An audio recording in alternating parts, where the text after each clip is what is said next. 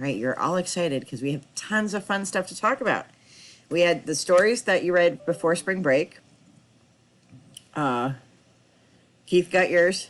Um, you have we have the stories that you read for this week. So lots of very different stuff. So there's two different themes that we're talking about. One is we're talking about old versus new, right? So Good Man is Hard to Find, Good Country People. Those short stories are all about like the old generation and the new generation. I remember you did those interviews, which were fascinating. They were so good. What a rabbit hole I went down listening to your recordings. They were really interesting because a lot of the people that you interviewed were my age. So a lot of it made sense. So that's really interesting when you think about the generational differences. And that is true of every generation, right? So, your parents, people who are 25 years older than them, you know, like they're going to have a certain experience and how things were different, and so that's what those stories were about. And then we are talking about sort of a story itself. An actual story is takes place, it's a snapshot in time, right? So Good Country People takes place at a certain place in time, but when we think about the story, we think about what happens before the story and like what could happen after the story. And fan fiction is often written about either what happened before or what comes after. And so you see that the best in a story, like I Have No Mouth and I Must Scream. So what is that about? I Have No Mouth and I Must Scream by Harlan Ellison. What is that about?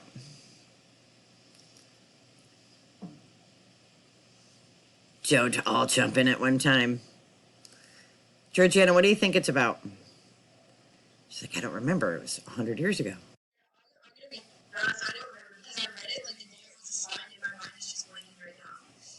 Okay. All right. So that was the story that was really weird, and you might not have understood exactly what was going on. Good Country People, the Flannery O'Connor stuff, the Faulkner stuff, like that's pretty easy to understand, right? The barn burning and all that. But this was the outlier in that group because it's like, what is that about? So, Keith, do you remember what it was about? Not a clue. All right.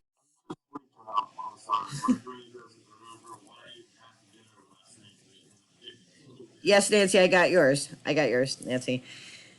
So that's the story where the computers have taken over the world, and the guy has to like kill everybody. But the computer's name is AM, and AM is like kind of like a godlike figure, but not godlike because he can't create life, but he can make people live forever. So the guy, the main character, kill like the computer like he kills everybody so that he's like the sole survivor, but he can't die, so he ends up as a blob without a mouth, and he has to live for eternity in order to save everybody because the computer wants everybody to live like forever as these blobs, and he like saves the other people by killing them so they don't have to live that way. But the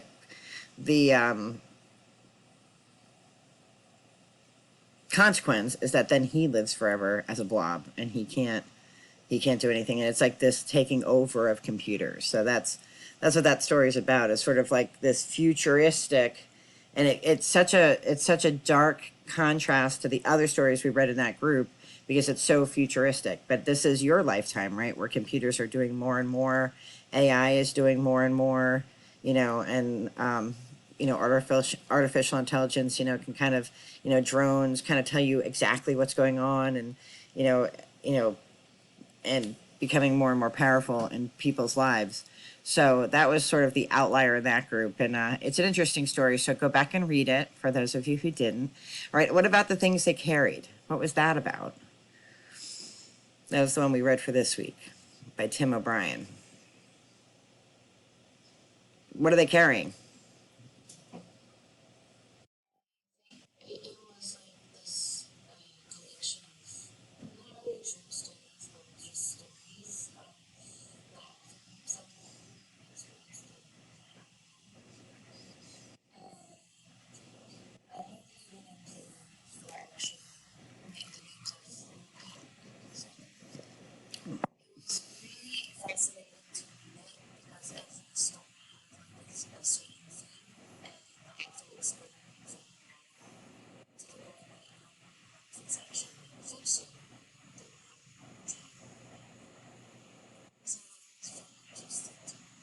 And what does he say? Like, what are the things they carried?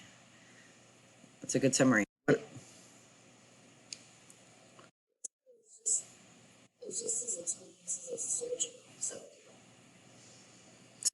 When they would find them dead, they would have like the things that they had to send home.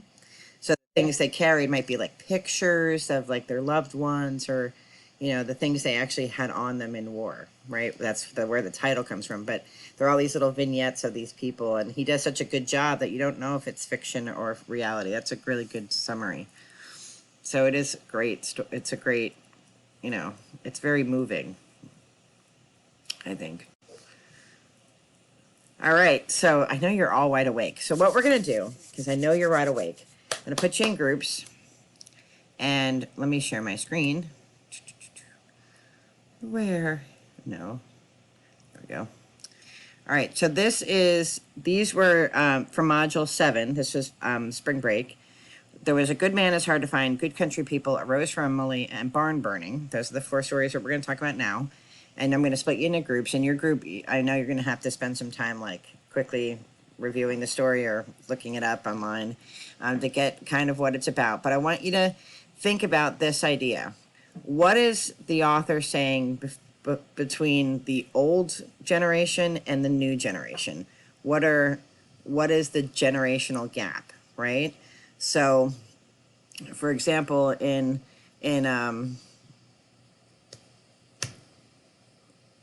my brain is like not working. In the things they carried, right? It's like this. It's a snapshot of people who are going through a war, right? And how like that's a different experience than people who don't go through war, right? So there's a whole. He's telling these stories so that they get so that people remember them, right? So that we remember who they are, and their memories stay alive, right? So it's a difference in like how people look at people who are involved in war and remember, at least from the American perspective, this is the first war that was really televised, and it's the first war where there was resistance in America. So soldiers would come back, and instead of previous generations where soldiers were celebrated, and in this particular case, many soldiers came back to people protesting and calling them murderers and things like that. So it's a different vibe for soldiers. So with your group, you're going to review the story, make sure you understand it, look it up if you have to, and then find out what the generational difference is. Well, generation A is the old one, generation B is the new one, and then decide as a group whose side you're on. Are you on the old generation side, or are you on the new generation side? So there's going to be 4 groups, and I am going to put you in them in a second when I can figure out my screen. All right, where's breakout rooms? Here we go. All right, so we need 4 groups. All right, so there'll be 3 participants in a group, so you can't sack off. Group 1, you are going to do A Good Man is Hard to Find by Flannery O'Connor. If you get into group 2, you're doing Good Country People. Group 3 is A Rose for Emily, and group 4 is Barn Burning. All right, so you're going to talk about the story, see if you liked it or not, figure out the old generation versus the new generation, and then which side you're on. Got it? It is 7:57. You'll have till 8:15, and then I will bring you back. Ta-da! You ready? Keith, you awake? You got your coffee? All right, I feel like Nancy is the most awake here. So whatever group she's in, you guys are lucky. The rest of us are all like, it's Monday morning. But Nancy will lead you. All right, Glenn, you awake? You ready? Before I pull the trigger? All right, see you guys soon.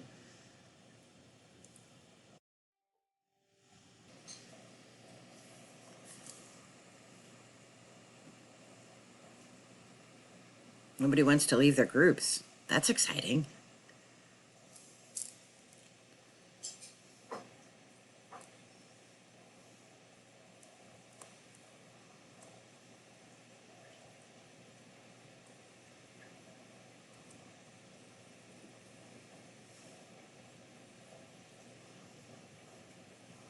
Nobody wanted to leave their groups. That means you were talking up a storm. People all were reading.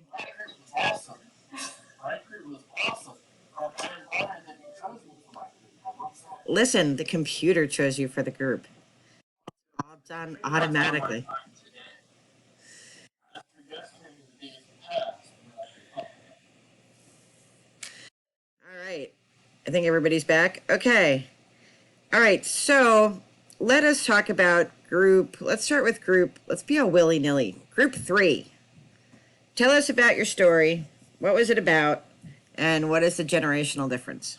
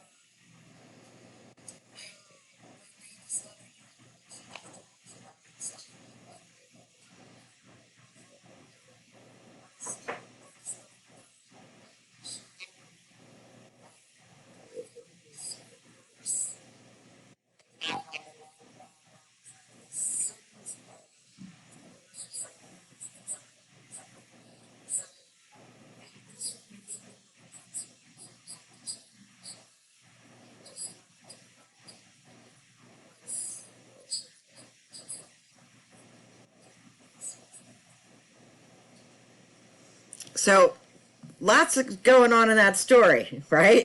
That's a good summary. Lots is going on in that story. So, um, what is antebellum South? Does anybody know? Because Nancy may not know what exactly that means. You probably do, Nancy, but go ahead. What does it mean?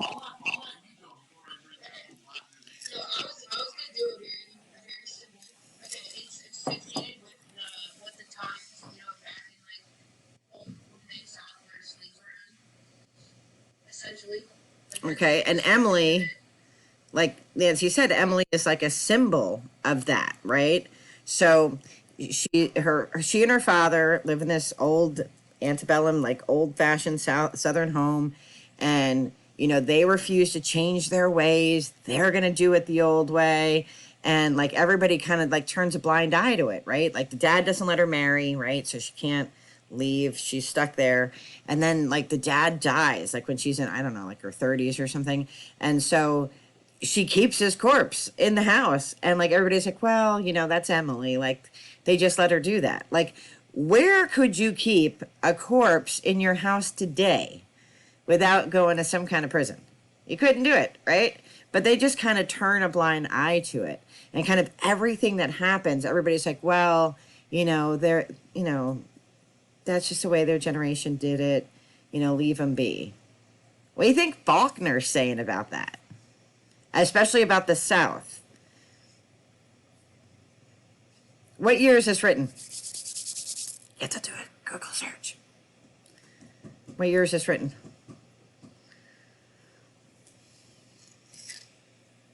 Don't everybody run at once to look it up. What year is it written?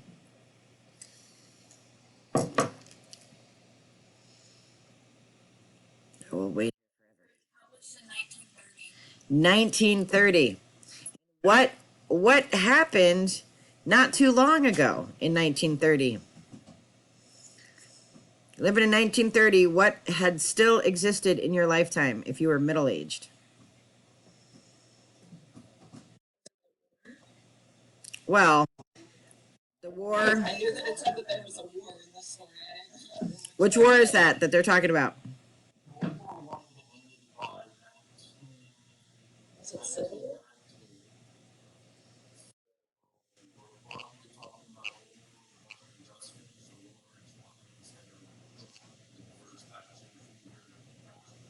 Okay, how old is the dad in 1945 ish? How old do you think the father was that died and his dead body's living in the house? How old is he?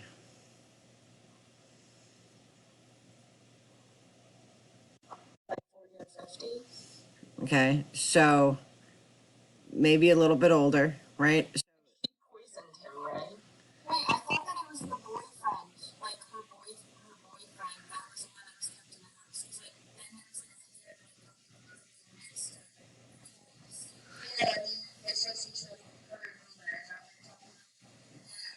Okay, and Homer did not like girls, right? So that was very risque for 1930, having a gay character, right? Like that was, people were writing about that kind of stuff, right? There's all kinds of messed up stuff going on in this story, right? And like all the lime that they use to cover up the smell, and everybody knows that it's going on. Like everybody knows that this is going on, and like, yep, they knew that she bought the arsenic. They knew that she did it. You know, so this is a hat tip to the slavery South, right? And now this is this new generation, which is new in 1930. Imagine how this story would change if it were written in 1960, right? With the civil rights movements, right? Like, when you think about when this was written, like how much Faulkner is like way ahead of his time, right? So what do you think? This is like the lottery, right? Where this is these like those that was a tradition that everybody did. This is turning a blind eye to things that are clearly wrong, but you know, but they're letting happen because she's old and she's from the past. And what do you think? Like,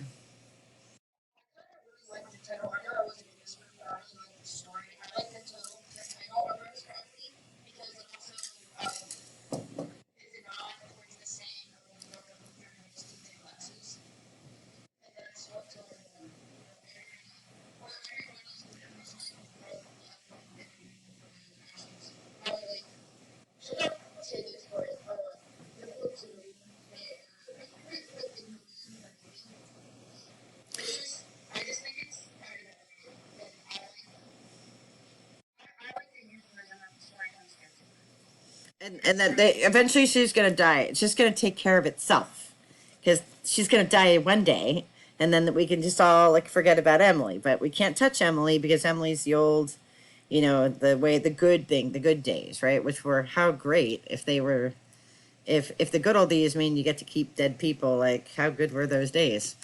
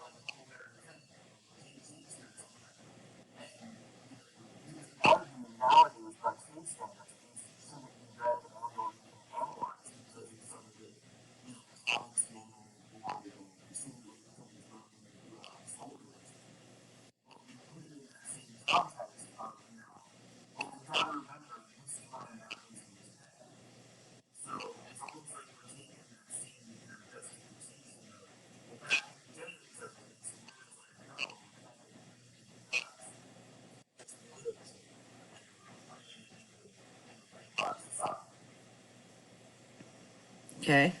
Shane, you were in that group. What do you think?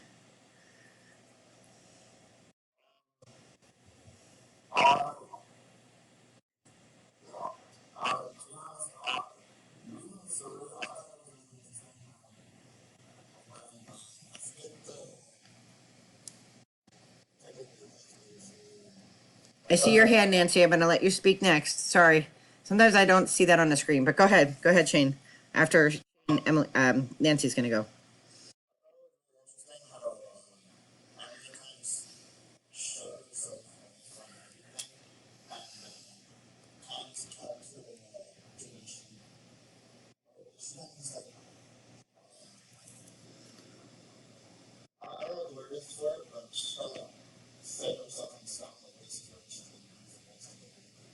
It's a good point. Like, they've turned a blind eye to her, but she also ignores that they exist.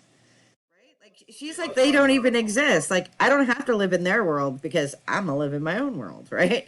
And so, like, they ignore her, she ignores them. Do we have that? Like people who refuse to progress?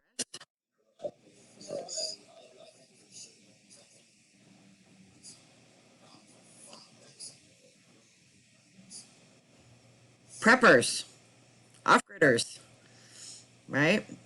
Go ahead. I don't make, I want to make sure that, she put her hand down. Like, it's funny how this kind of scrolls. Nancy, Nancy, carry on. Your name keeps going up and down on my list. Go ahead, Nancy.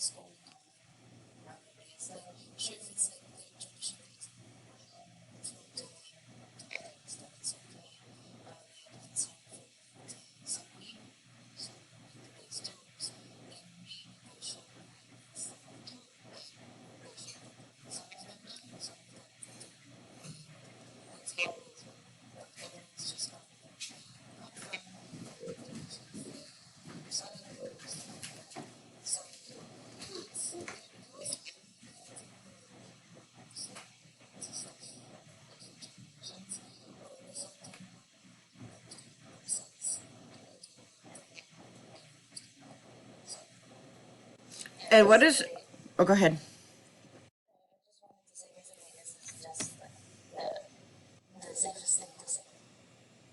What is our responsibility to police this kind of behavior? Like, obviously, if you had a dead corpse in your house today, the police would come, right? But what is our job internationally to police this kind of thing? And what I'm thinking of is like, I'm not sure how familiar any of you are with genital mutilation. Sorry, this is a difficult topic that we're going to talk about right now. There are tribes that perform genital mutilation where young girls that hit puberty are taken out to a rock, and it's a ceremony. It's like this ceremony, and stone is used to. Um, I don't know how to say this delicately, so turn away if you don't like really graphic stuff. To remove the female apparatus down below, and it's to make it so that when she marries, that the husband can guarantee that she's a virgin and that it's a good experience for him. And all kinds of deaths happen because, as you can imagine, that itself is not sanitary, but also menstrual blood can't get out. Urine can't get out properly, right? So that's this tradition that has still exists today, right? And like we all know that that's wrong and bad. Should the international community stop it?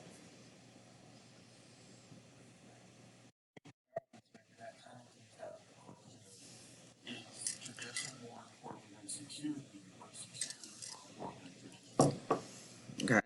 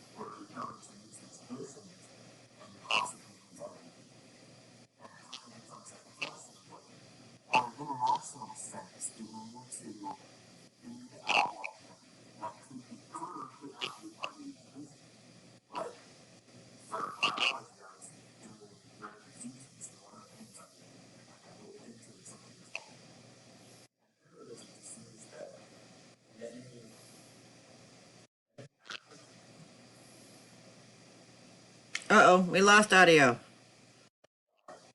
I see Mac H and Nancy. I see hands. We lost your audio. And we still have minimal audio. Unless you're gonna find, no. I mean, I can see your lips moving, but I can't hear you. I'm gonna switch to Mac H just because we're short on time and I can't hear you. Mac H, unmute yourself, Mac. I was just going to say that growing up with everything that happens in that tradition, I was actually reading a story about that, and it was a woman that came overcome that tradition, and she came to America, and she was really upset about everything that she had to go through. And I think to a point, if it's hurting someone else, like it should be stopped because of how many deaths it causes. And like, I just don't think that it's benefited like that, since obviously it's killing them. Even if they don't have to. So who polices it?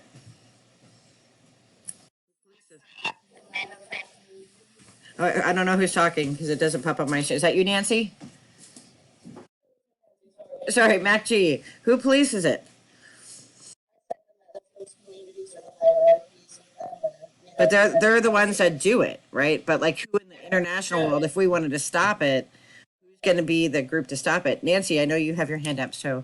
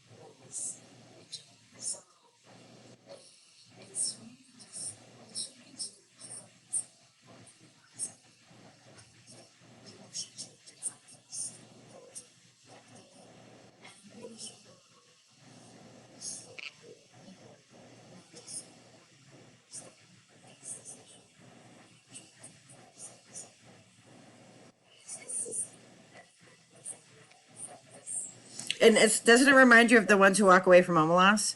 Like now we all know that this happens, right? We've all learned in English class if we didn't know that this happens in the world, and now we know.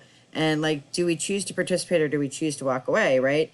And it's easy to say in this story with Rose for Emily, like, oh, isn't that quaint? You know, this old chick is living with this dead guy, and you know, isn't that quaint? And ugh, right?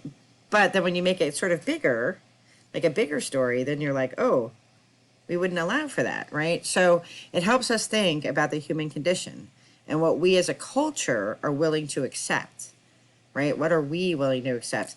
Group two, what story did you do? We're not going to get through all the stories, I don't think. But group two, what did you guys talk about? By Flannery O'Connor.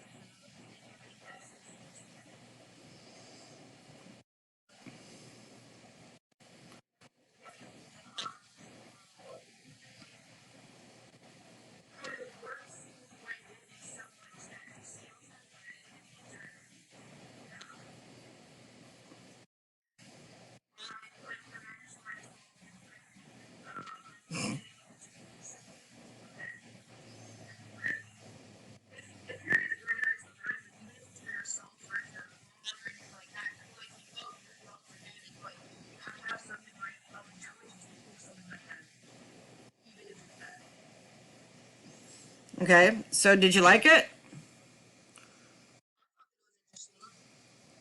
Group mates, what did you guys think?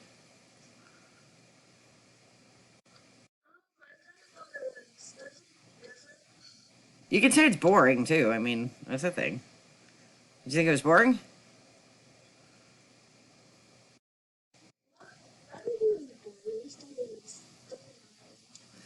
So, one definite theme that we see between generations is when people get educated, right? When people get educated and they go away and they come back, and those of you who are going to go on to a 4-year school, this might happen to you. This definitely happened to me, right? So, I grew up and my father was a steel worker. My mom didn't work outside the home. There was no money for me to go to college, so I had to work 3 jobs, and I went to Northampton. So I'm a graduate of Northampton also, but I had to put myself through school, and then I went to 4-year school at sales. But I lived there, and I went away, and then I went to grad school, and I worked in Washington D.C. for Congress and Senate and stuff. Right, so when I went away to school, I was exposed to new ideas, right? And then, I'd come home and I'd be like, my family was like, very working class, very like concrete ideas about how the world worked. But by at that time, I was exposed to new ideas, right? And young people, we always think we know more than everybody else anyway. But, and then, but then there's a tendency or like a propulsion toward like, well, I'm educated, and you're not. I mean, I never did that because I think my parents would have probably kicked me out. But I think that happens in a lot of different places, and you can see that in this story, where she becomes disconnected, but still connected, you know, to that theme. So, the simple lives of the country folk and then the sophisticated life of the educated, we have that in our mind already as a culture that, and I'm thinking that the same is true in Egypt, Nancy, like there's the country people, the working people, the elite people, and that the bridge for that is, education or, you know, affluence of some kind. All right, to keep things moving along, because we only have 4 minutes, I don't think we're going to get to the other two stories, but you guys are not off the hook because we're going to come back to them next week. So you have time to read the stories if you hadn't. But I do want to show you your homework for this week. There is no reading this week. Are you all jumping for joy? So that way you can read the stories that you didn't read for this week.